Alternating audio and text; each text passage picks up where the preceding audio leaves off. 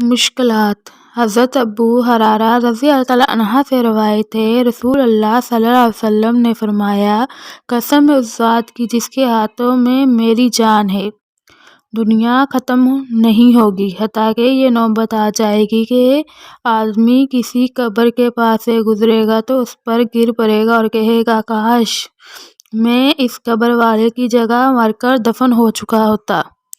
وہ دین کے بارے میں پیش آنے والی مشکلات کی وجہ سے ایسا نہیں کرے گا بلکہ دینی مشکلات کی وجہ سے کرے گا۔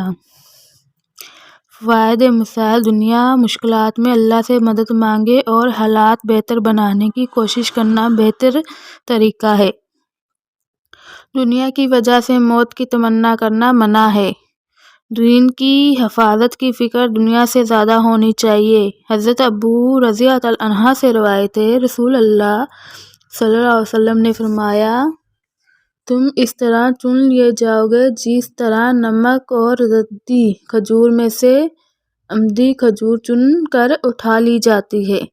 اچھے لوگ دنیا سے چلے جائیں گے اور برے لوگ رہ جائیں گے۔